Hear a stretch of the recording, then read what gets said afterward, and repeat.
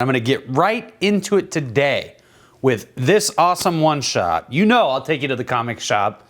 You know I'll let you read about Cyclops. I'll have you spending all you got. I suggest you check out this one-shot. This is from Image Comic Books. This is the Shadowline imprint. A lot of people don't know what that means nowadays. Shadowline is Jim Valentino's imprint at Image Comics, the maker of Shadowhawk. This is without a doubt like the biggest character Jim Valentino created.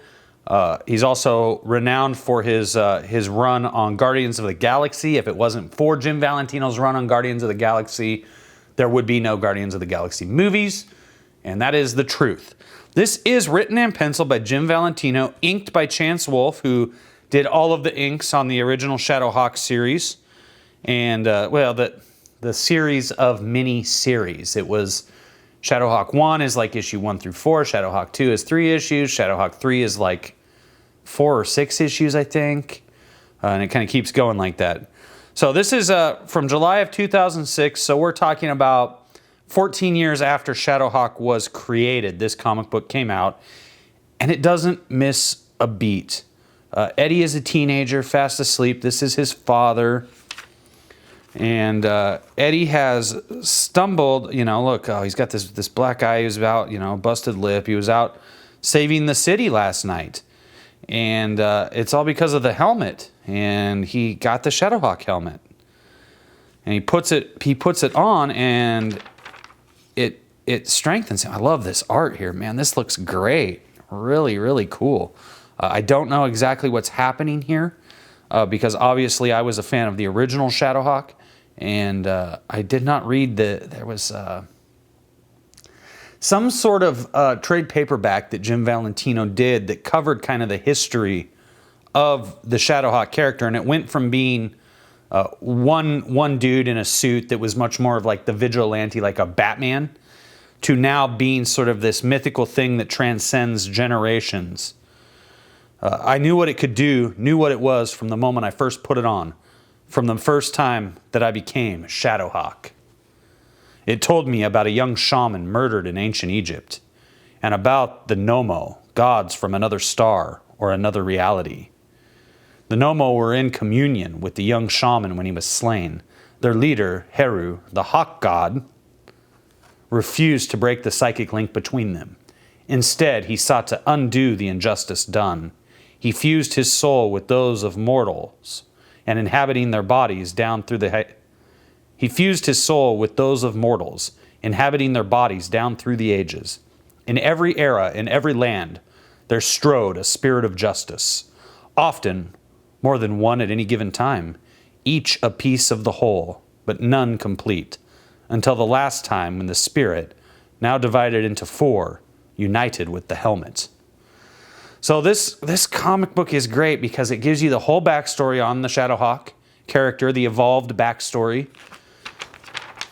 And it sets up, this, of course he takes the helmet off and now his face is fine. Good Lord, all the bruises are gone, but that's not possible. And you know what? I feel great, Daddy-O.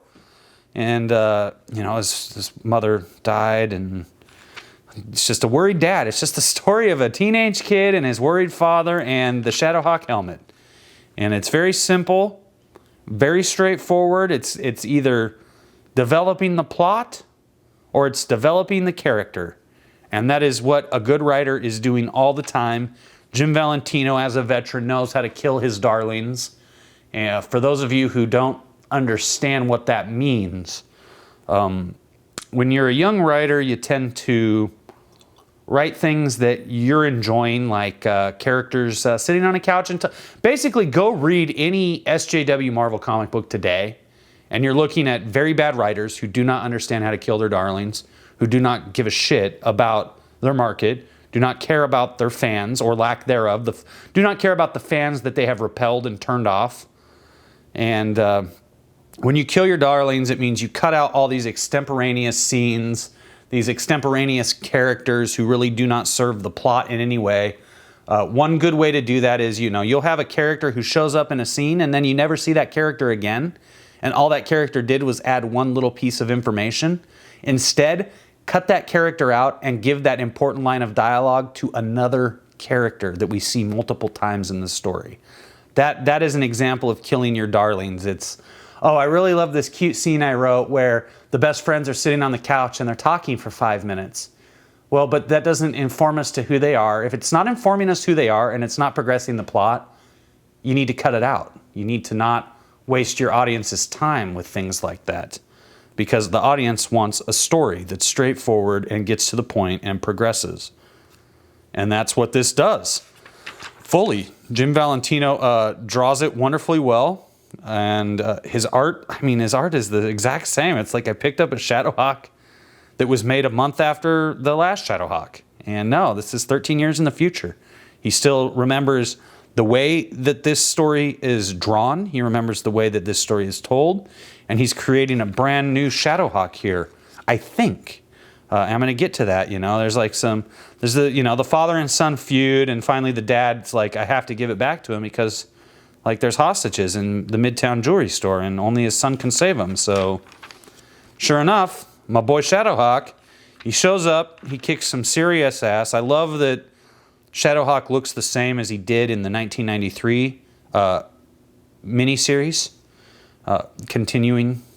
ongoing miniseries. I don't know how to describe it. It's various volumes, and you know, and then you get another cop who is friendly towards the Shadowhawk, and he's like, you know, I'm not the one that broke backs. I'm a different Shadowhawk. And he offers him like the chance to go to the police academy to train so that he can become better. And I thought that was very interesting. That's a new take that you didn't get in the original Shadowhawk series of miniseries. And now we have what might be a Shadowhawk who's going to work with the police. And I think that's kind of a neat evolution. And dad and son make up, and we're done with the story. And then they promote next is Shadowhawk number 14, August 2006. So apparently I missed Shadowhawk number 1 through 13. And this comic book, this Shadowhawk One-Shot, was specifically designed to draw me back in. And it has done a very good job. My one curiosity, not a complaint, just a curiosity, is why does he look like this in the One-Shot, but then you're advertising a Shadowhawk that looks like this in number 14? This is a wildly different costume. Wildly different than this. And I do not understand that, but I've got to say that Jim Lee is a master of drawing a fan back in.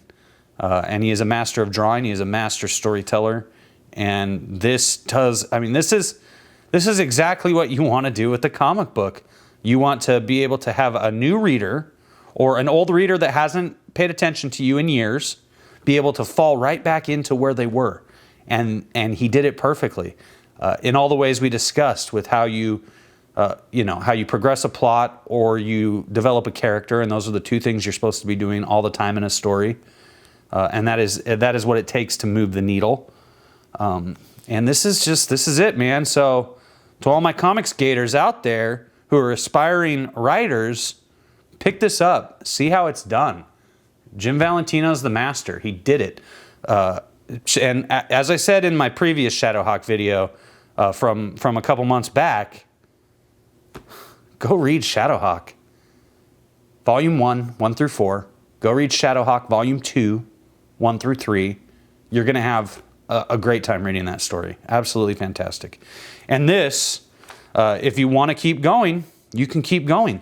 Clearly, Shadowhawk has managed to survive now for over a decade. And I don't know if Shadowhawk is still a character at Image. I don't know if they're still managing to milk this cow. I hope they are. Jim Valentino deserves it. He deserves your money. He earns your money. And that is a prime example of how you write a good comic book that can draw in a new reader or an old reader. And now I'm just repeating myself. So I guess I'll just shut up and ask you to give a thumbs up to this video. I'll ask you to subscribe. I'll ask you to hit the ding dong for notifications.